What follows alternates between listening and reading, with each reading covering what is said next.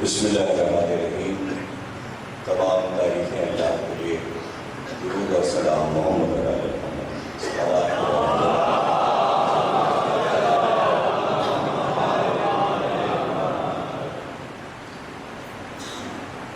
سلسلہ تقاریر میں 5 تقریرات حضرات سماعت فرما رہے ہیں۔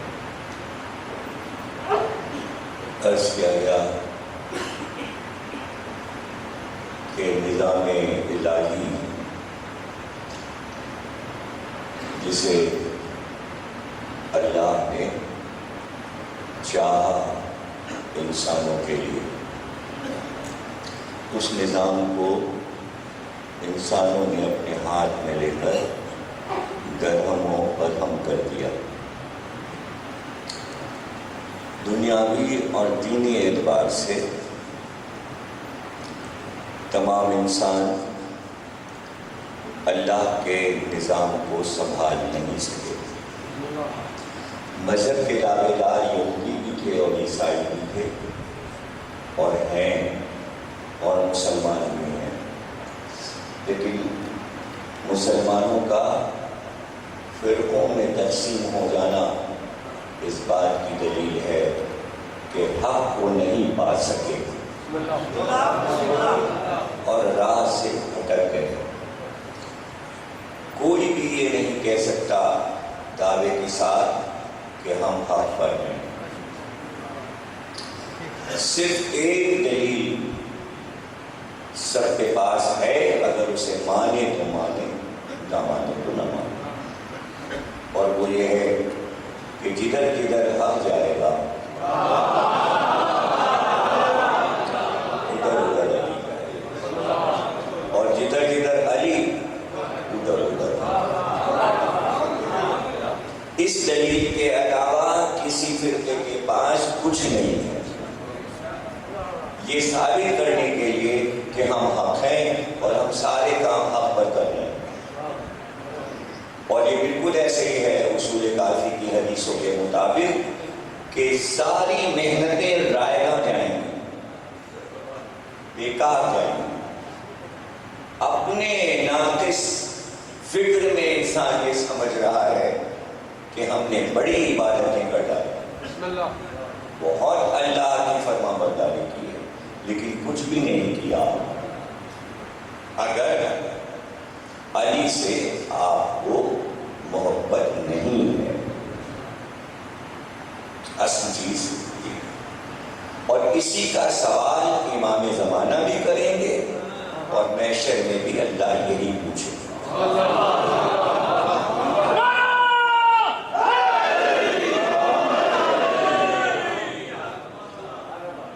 اور قرآن ظاہر ہے کہ مسلمانوں کے لیے سب سے بڑی معصوم دلیل قرآن ہے۔ جیسے 14 معصوم ہے ویسے قرآن بھی معصوم ہے، اور معصوم قرآن موجود ہے، اور اس سے پوچھیں تو وہ بتا دے گا کل مناسب کے امام نہیں۔ ہم کسی بھی قوم کو بغیر امام نہیں بلائیں گے۔ ہمارے پاس انفرادی حیثیت سے کوئی اجتماع نہیں آئے گا، امام آئے، اس کے پیچھے قوم آئے، اور آیت کی تفسیر میں بتا دیا گیا، معصوم نے معصوم کی بات پر دلیل دے کر بتایا کہ اگر کسی نے پتھر کو بھی اپنا امام مانا ہے تو وہ پتھر آ کے گواہی دے گا کہ یہ سب ہمیں امام مانتے تھے۔ تو اب ظاہر ہے کہ آپ کے لیے یہ فخر کا مقام ہے قرآن کی اس آیت کی روشنی میں کہ آپ بے امام نہیں ہیں، آپ کا کوئی دور امام سے خالی نہیں ہے۔ اب ظاہر ہے کہ سازشیں دیکھیے ہر دور میں چلتی ہیں اور سازشوں کا مقابلہ کرنا ہوتا ہے۔ حق کی راہ میں کوئی اگر یہ سمجھے کہ بہت ترنے والا ہے تو ایسی بات نہیں ہے، لوہے کے چھنے چبانے پڑتے ہیں مشکل منزلیں آئی ہیں انبیاء کے لیے بھی، اور جو حق کی راہ پہ چلے گا، صبر کی راہ پہ چلے گا، اس کے اوپر طنز بھی ہوگا، اس کو تیر و نشتر بھی زبان کے لگائے جائیں گے، اور بھی مظالم ہو سکتے ہیں، اور یہ ایک آزمائش ہے کہ کتنا ثواب اس کا بڑھتا جاتا ہے، تو وہ ثواب بڑھ رہا ہے۔ ایک لفظ کسی نے آپ کو علی کی محبت میں کچھ کہا ہے تو آپ کی عظمت بڑھ گئی ہے، اور آپ ثابت قدم رہے ہیں۔ اگر علی امام نہیں ہے تو پھر امام کون ہے؟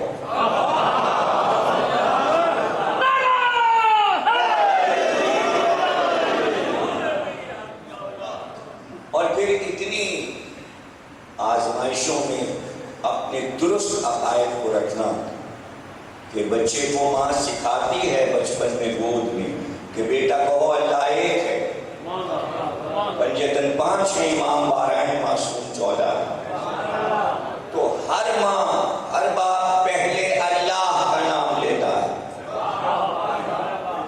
تو جہاں توحید سب سے اوپر ہو تو کوئی محبت علی میں آپ کو کیا الزام لگائے؟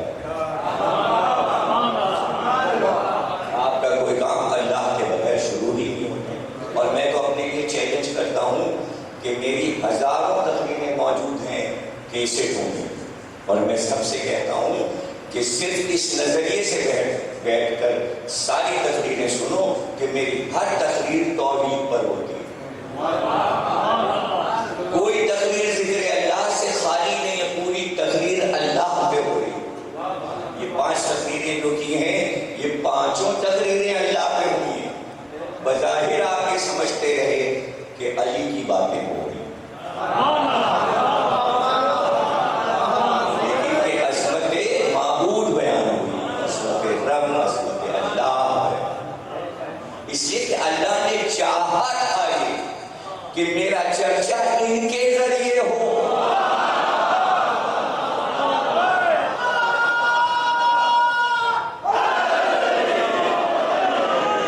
نہ ہوتے بنی ہاشم تو پھر رب ماننے کے لیے لوگ تیار کیسے ہوتے؟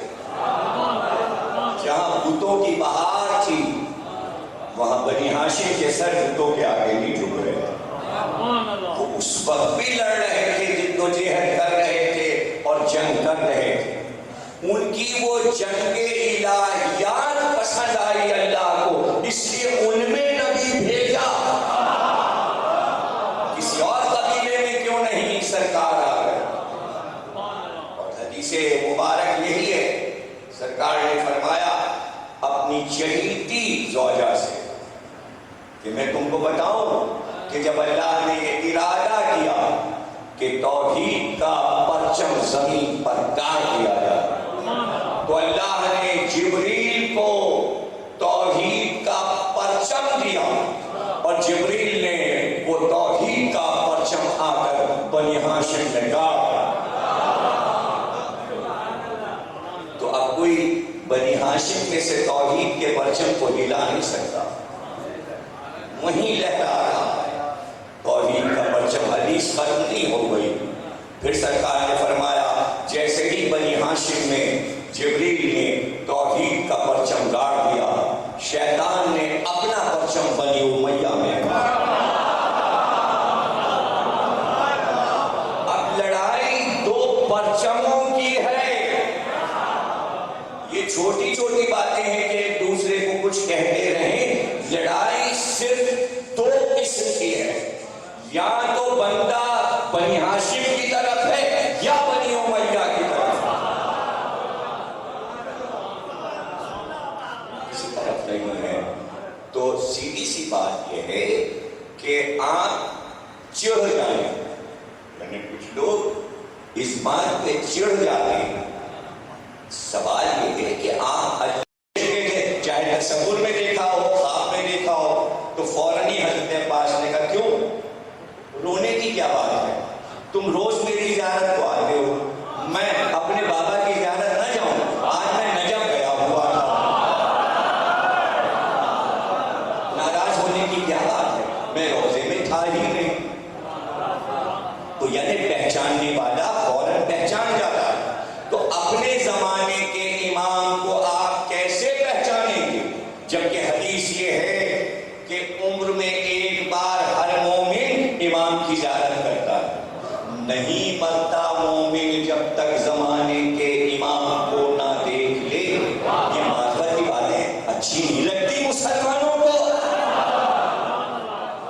جب یہ ہے کہ کل مناسب امام ہند، امام کے ساتھ ہر امت کو آنا ہے تو ہمیں اپنے امام سے معرفت حاصل کرنے دو. ہم پتھر کے پیچھے نہیں آنا چاہتے، ہم صحیفہ والوں کے پیچھے نہیں آنا چاہتے. اس لیے ہمیں اپنے امام کی باتیں کرنے دو، امام کی پہچان کرنے دو، اور ہم امام کے تسلسل کو علی سے شروع کرتے ہیں اور امام پہ ختم کرتے ہیں. ہمارے یہاں سلام ہے رسول اللہ اور جناب فاطمہ پر، اور آخری زیادت مہدی کی ہے. ہمارے یہاں ہر چیز اصولی ہے، علم کے ساتھ ہے، عقل کے ساتھ ہے، جہالت کے ساتھ نہیں ہے، اور وہ موجود ہے. اب یہ اللہ کی مسئلہ ہے کہ بھائی غیبت صغریٰ کے بعد اب وہ ملاقات ہر ایک سے نہیں کرتے، اور منع کر دیا اور کہا اب نائب بھی نہیں ہوں گے ہمارے. پہلے تو نائب رہے، حسین ابن رو تک سلسلہ رہا، پیغام آتے رہے، خط آتے رہے، جوابات. اب ہم اپنی مرضی سے جس سے چاہیں ملیں، اور جو جھوٹا دعویٰ کرے گا پتہ چل جائے گا. جھوٹے دعوے میں فوراً پتہ چل جاتا ہے کہ وہ ملا ہے کہ نہیں ملا. اس لیے کہ سچ اپنی پہچان رکھتا ہے اور جھوٹ بھی اپنی پہچان رکھتا ہے. تو اب ظاہر ہے کہ اس کے لیے طریقہ کار مقرر کیا گیا کہ رابطہ ٹوٹے گا نہیں. شیخ مفید کو امام زمانہ نے خط لکھا کہ میرے شیعوں سے کہہ دو کہ ہر آن میری نظر شیعوں پر ہے. جملہ سنیے، امام زمانہ فرماتے ہیں اگر ہم تمہاری دیکھ ریکھ نہ کر رہے ہوتے تو روئے زمین پر ایک شیعہ باقی نہ ہوتا. تمہاری بقا ہماری نظر عنایت ہے، اور جہاں تمہاری مخالفت میں کوئی سازش تیار ہوتی ہے ہم جا کر اس سازش کو توڑ دیتے ہیں. تو یہ کرم کس کا ہے؟ دنیا میں سب سے زیادہ دشمنی علی والوں سے، سب سے زیادہ دشمنی کہ ان کو ختم کر دو ہر دور میں، اور پھر ہم موجود. یہ کرم امام زمانہ ہے کہ وہ سب کی نگرانی کر رہے ہیں. ہر ایک کو شہادتیں تو ہر دور میں ہوں گے، ہر ملک میں لوگ مرتے رہتے ہیں، ختم ہوتے ہیں. تو ہمارا مرنے والا بظاہر آپ نے قبر میں دفن کیا، لیکن مہدی کے تمام لوگ آ کر اسے لے جاتے ہیں. اس کا استقبال بڑا شاندار ہوتا ہے، اس لیے کہ جب وہ جاتا ہے تو ایسا استقبال کسی کا نہیں ہوتا.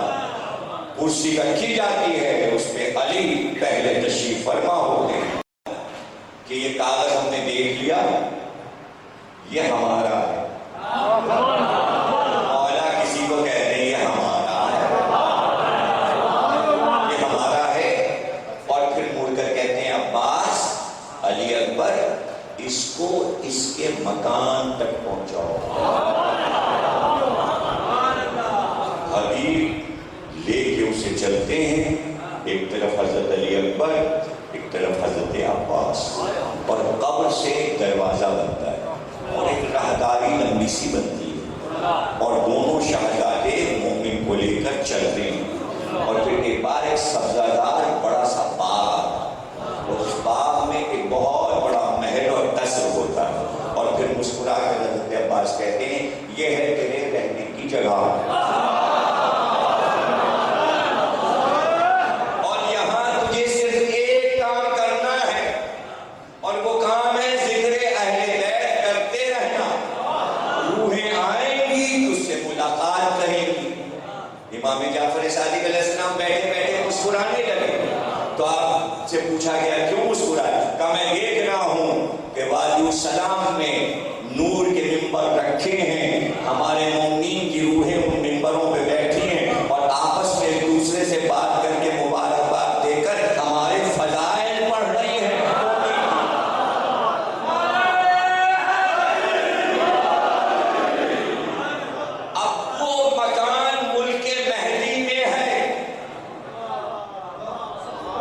وقت تک اس کو وہاں رہنا ہے جب تک کہ ظہور نہ ہو جائے وہ دنیا میں واپس نہیں آئے گا.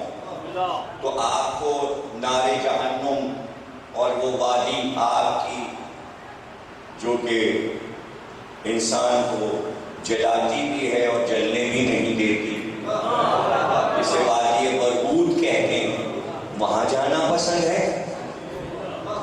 جب رہنا ہی ان کے مکان اور ان کی زمین پر ہے تو پھر کس کا ذکر کریں اور کس کی روایتیں پڑھیں اور کس کی جنگیں پڑھیں اور کس کی ولایت پڑھیں؟ ہمارا رابطہ ان سے ہے، وہیں جانا. آپ کو جہنم میں جانا ہے، جس کا دل چاہے ذکر.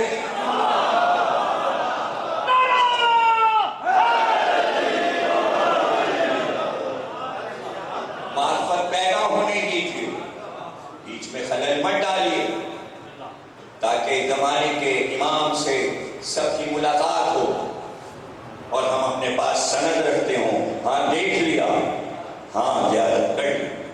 اس لیے طریقے بتا دیے گئے، یہ استغاثہ ہے، یہ دعا پڑھو اور پڑھ کے امام کو بلاؤ. اچھا پڑھے لکھے کو فارسی کیا، ہاتھ کنگن کو فارسی کیا؟ جب چیز موجود ہے تو کر کے دیکھو. اب کیوں نہیں دل چاہتا؟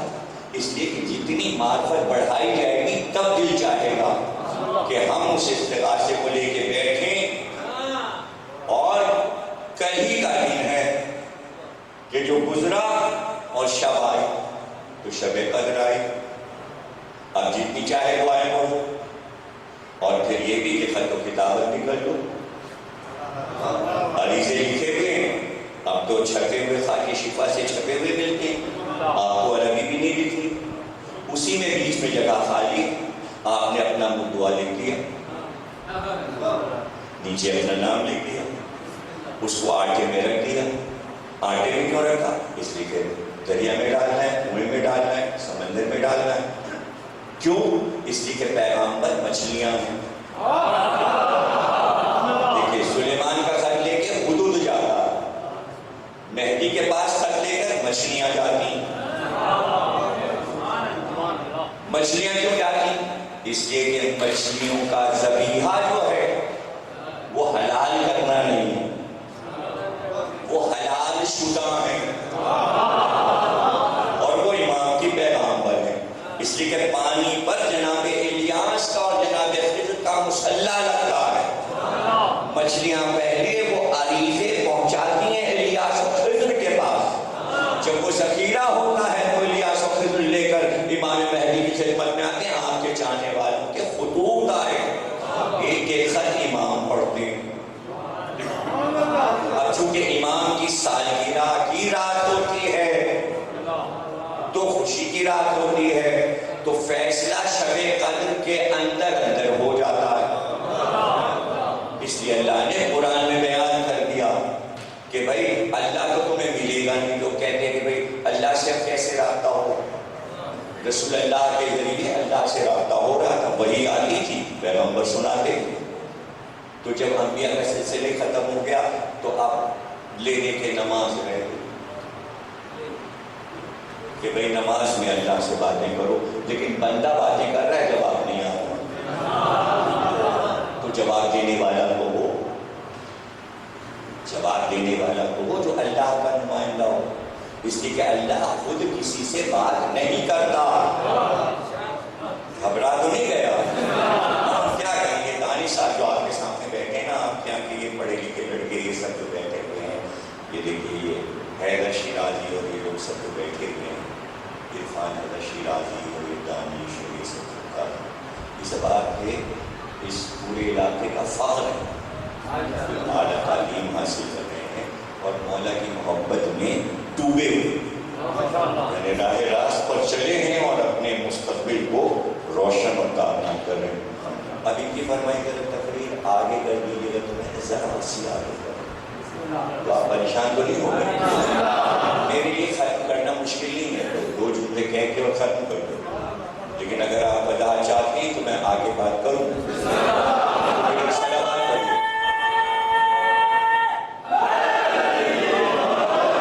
دیکھیے جب نبوت ختم ہو گئی تو اب بندوں کا رابطہ اللہ سے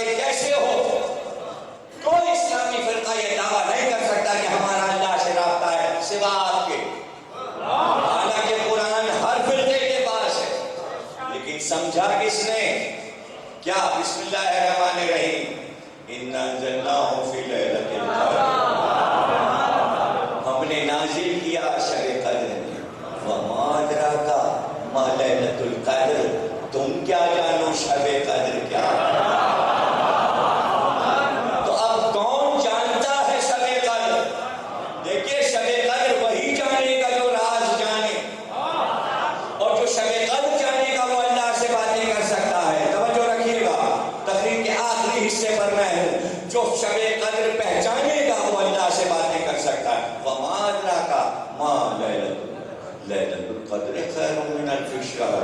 وہ تو 1000 مہینوں سے افضل ہے. فضیلت آ گئی. تنزل الملائکۃ والروح فیہ بإذن ربہم من کل امر سلام ہی حتی مطلع الفجر.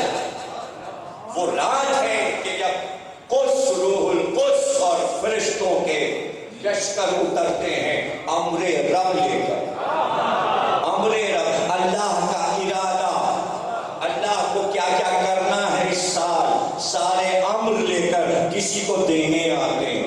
بھیجنے والا وہ ہے, وصول کرنے والا کون ہے؟ امر. جو امر کا مالک بنے گا اسے کہتے ہیں صاحب امر.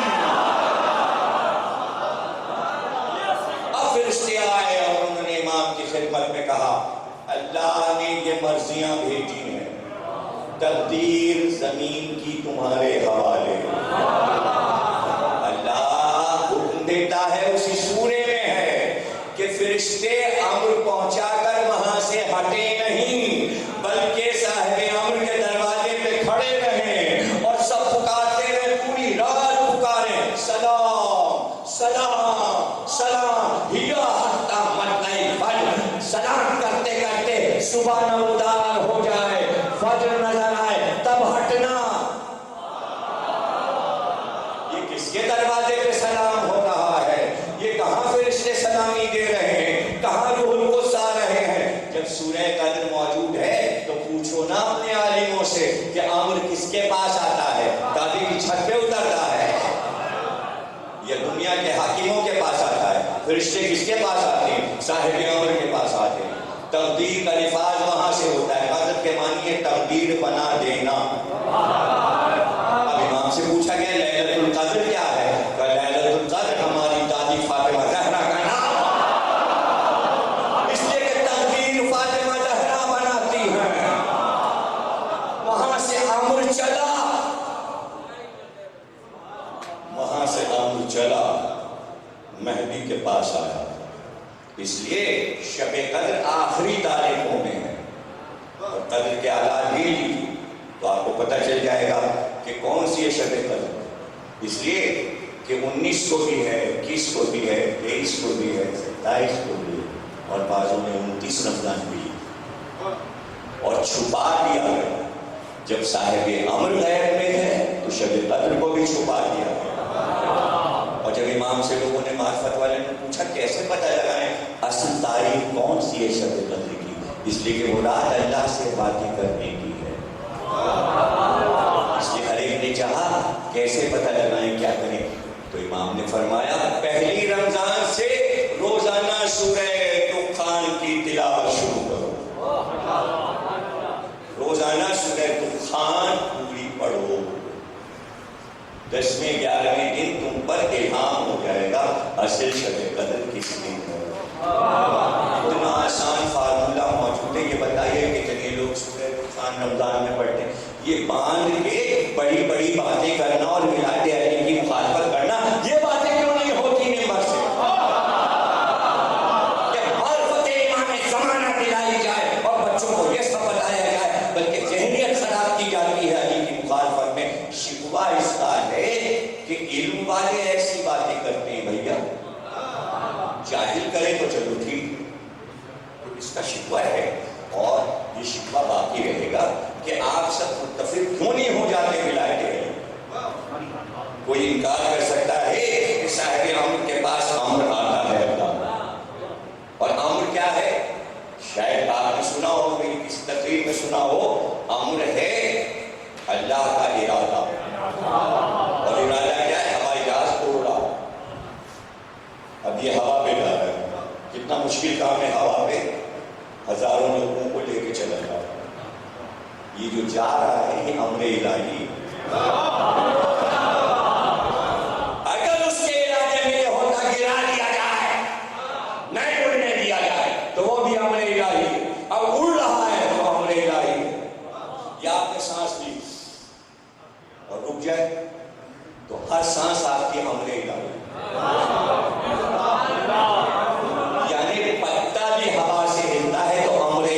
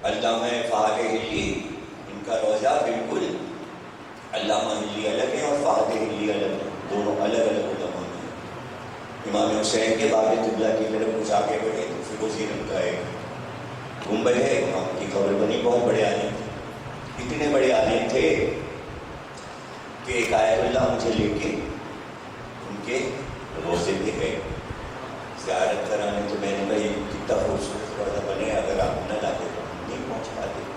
تو آیت اللہ نے مجھے بتایا کہ میں نے کہا ان کے بارے میں کوئی واقعہ بتائیے، تو عراق کے آیت اللہ نے بتایا کہ یہ ایک دن اپنے باغ میں کھڑے ہوئے زمین بیلچے سے کھود رہے، تو ایک یہودی عالم آ گیا ان کے پاس، تو وہ کہنے لگا کہ دیکھو ہمارے نبی موسیٰ کے پاس کیسے کیسے معجزات تھے کہ انہوں نے عصا پھینکا تو اژدہا بن گیا، تمہارے محمد کے پاس ایسا کوئی معجزہ نہیں تھا۔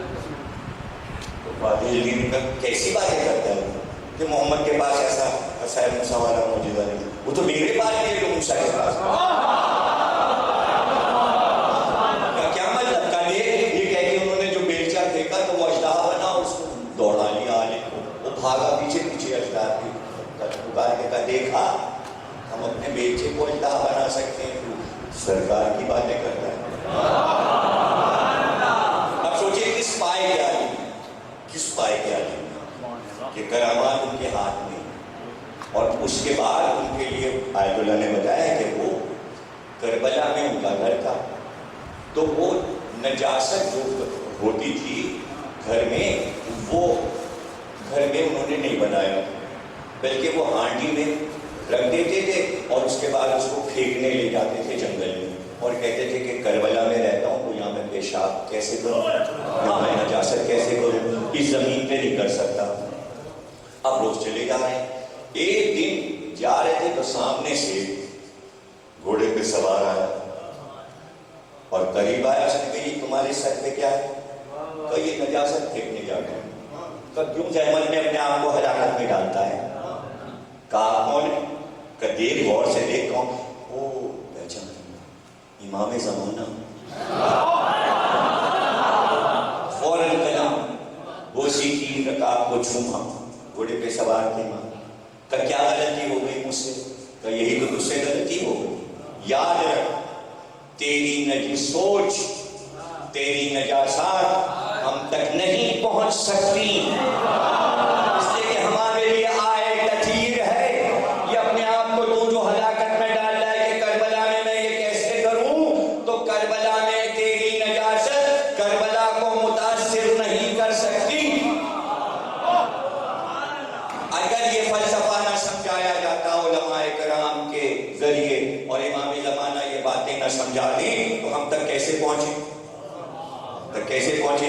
امام زمانہ نے یہ ساری باتیں خطوط کے ذریعے سمجھائیں کہ ہم تمہارے لیے طوفانوں کے رخ پلٹ دیتے ہیں، ہم تمہارے لیے ایسے جیسے ابر میں چھپا ہوا آفتاب، ہماری روشنی کی چھوٹ تمہارے اوپر پڑتی رہے گی، ہم تمہاری مدد کرتے رہیں گے، ہم تمہارے خاندانوں میں آتے ہیں، تم سوتے ہو ہم تمہارے گھر سے آ کر تمہیں دعا دے کے چلے جاتے ہیں، اور دعا اس بات پر دیتے ہیں کہ ہم اپنے اصحاب سے کہتے ہیں دیکھو یہ اس وقت خواب میں ہے، یہ ابھی سویا ہے ذکر حسین کر کے،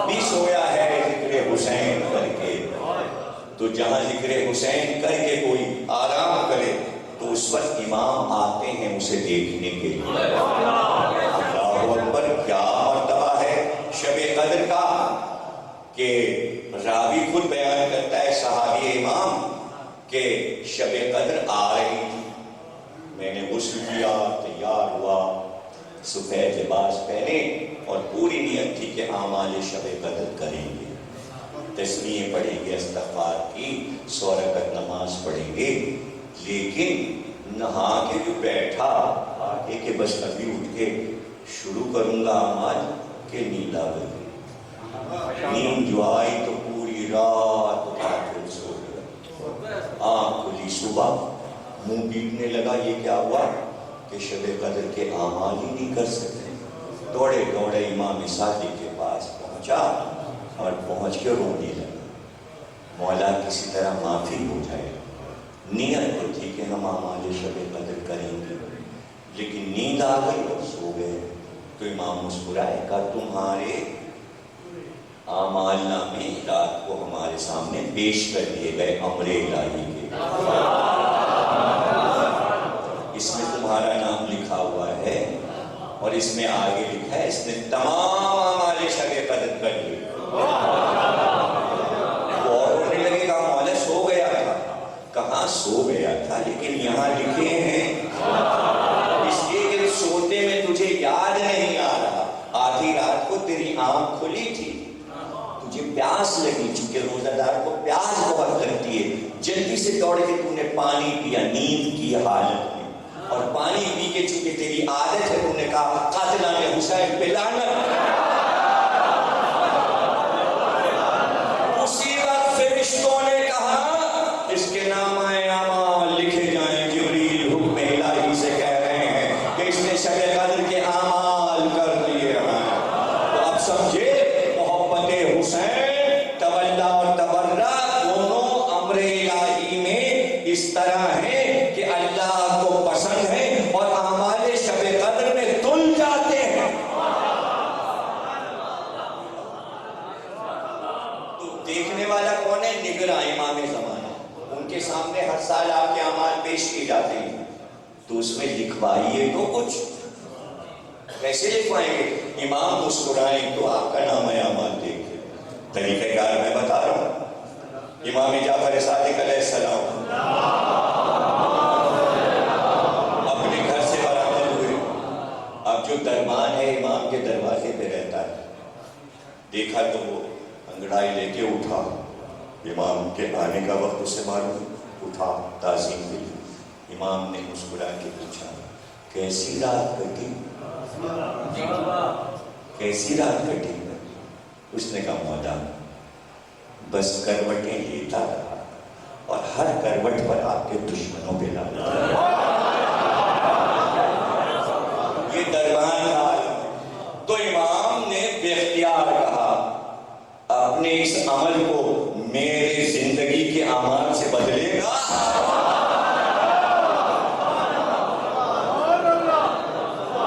امام کی زندگی کا عمل آپ کو کیا پتا کہ کس چھوٹے سے عمل کا کتنا بڑا ثواب ہے.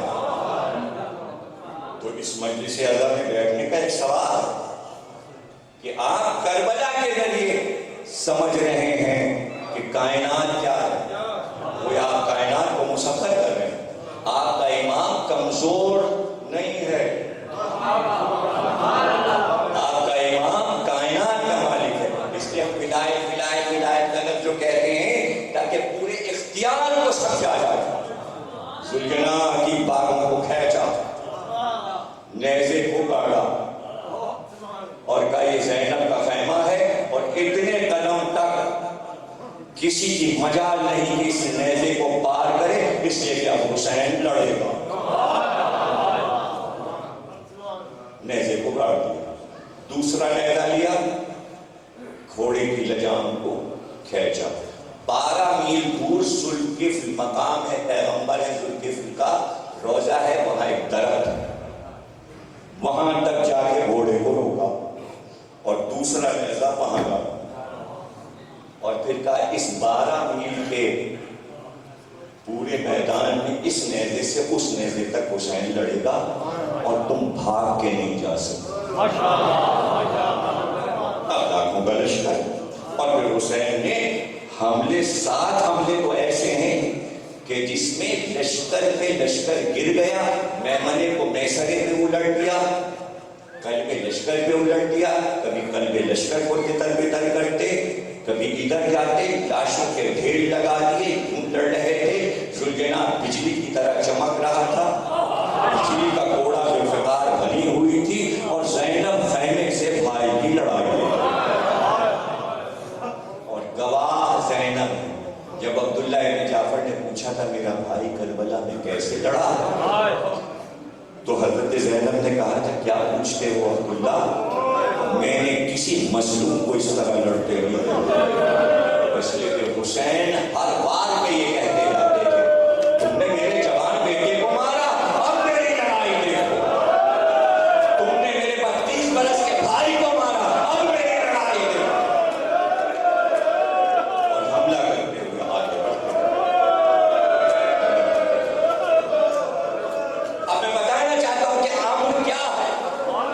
مشکل منزل پر امام زخمی، امام لاشن کھا چکے، تو کیا صاحب امر کے پاس امر الہی نہیں آ رہا ہے؟ کائنات سے غافل ہے؟ نہیں، ابھی جنگ کر رہے ہیں کہ کان میں آواز آئی، اے نبی کے نواسے حسین میری مدد کر۔ بس حسین ہندوستان کے جنگل میں تھے، اور ایک راجہ جو شکار کھیل رہا تھا اس پہ شیر نے حملہ کیا، اور اس نے حسین کو پکارا۔ حسین پہنچے اور اس کو بلا سے بچایا۔ جب وہ بچ گیا، اس نے کہا ہم نے آپ کو پکارا تو تھا، لیکن آپ اتنے زخمی کیوں ہیں؟ کہا ہم کسی بھی مصیبت میں ہو، اگر کوئی چاہنے والا پکارتا ہے تو ہم مدد کو آتے ہیں۔ جوان کا ناشا اٹھا چکے، لیکن تم نے پکارا اس لیے ہم آئے۔ صرف جنگ کے درمیان میں حسین جب لڑ رہے ہیں کربلا میں، تو جہاں جہاں حسین کو پکارا گیا معجزے سے جا رہے ہیں، اس لیے کہ صاحب امر ہے، صاحب امر ہے، وہاں پہنچ رہے ہیں، یہاں بھی موجود ہیں اور وہاں بھی جا رہے ہیں۔ جس طرح علی 40 جگہ جا سکتے ہیں، حسین بھی جا رہے ہیں۔ پھر کانوں میں آواز آئے، اے مسلمانوں کے نبی کہ نواسے حسین میری مدد کر، میرا بیٹا تو اکلوتا ہے۔ آواز سنی، سمندر میں پانی پہ گھوڑا دوڑنے لگا اور ایک کشتی کے قریب پہنچا، گھوڑے کو روکا، پوچھا کون ہے تو؟ کہا میں چین کا بادشاہ ہوں، سفر میں نکلا تھا، اکلوتا بیٹا ہے 18 برس کا جو وارث ہے، کشتی سے گر گیا، سمندر میں ڈوب گیا، ہم نے آپ کو پکارا، سمندر میں ہاتھ ڈالا، پانی سے کہا اس کے فرزند کو واپس کر، جوان بیٹے کو نکال کے کشتی میں ڈالا، کہ یہ سلامت رہے گا، تیرے بعد بادشاہ بنے گا، یہ ہے تیرا بیٹا، تیرا بیٹا زندہ تیرے سامنے ہے، میں 18 سال کے کڑیل جوان کا لاشا اٹھا چکا۔ یہ ہے صاحب امر۔ کیوں سناتے ہیں؟ تاکہ زمانے کے امام کو سمجھ سکیں کہ ہم ان کو کس طرح مانتے ہیں اور کس طرح مانیں گے۔ اللہ اکبر۔ زخمی ہو اور زمانے کا مددگار، زمانے کا مشکل کشا ہو، اور پھر وہ تلوار چلاتا جائے اور دنیا کو بتائے فتح کرنے پر آؤں تو فتح کرتے ہوئے نکل جاؤں کہ ایک بار آسمان سے آواز آئی، بس اے حسین بس، دکھلا دی ماں کے دودھ کی تاثیر مرحبا، اس ہاتھ کے لیے تھی یہ شمشیر مرحبا۔ ہو چکی جنگ، وقت عصر آ چکا، بس شمشیر کو رکھا یہ کہہ کے مہدی دین اب مجھے نکالیں گے۔ یہ آخری لڑائی تھی امامت کی۔ ذوالفقار نیام میں گئی، کہتے ہیں جیسے تلوار رکھی چاروں طرف سے تیر چلے،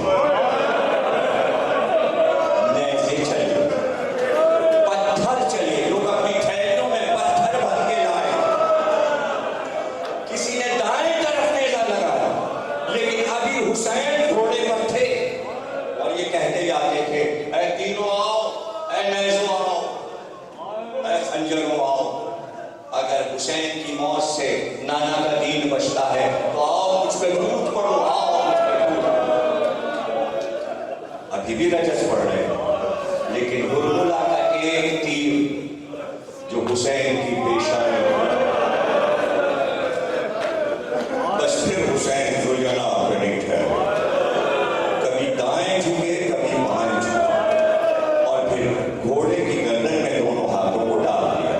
اب گھوڑے سے باتیں تھی، ذوالجلال سے کہتے جاتے تھے تجھے جگہ دکھا دی ہے، وہ نشیب تجھے یاد ہے جب دوسری محرم کو وہ جگہ دکھائی تھی، اس طرف مجھے لے کر چل، اگر تجھے راستہ تلاش کرنے میں مشکل ہے اے میرے اسب وفادار، جہاں سے ماں کے رونے کی آواز آئے وہیں ٹھہر جانا،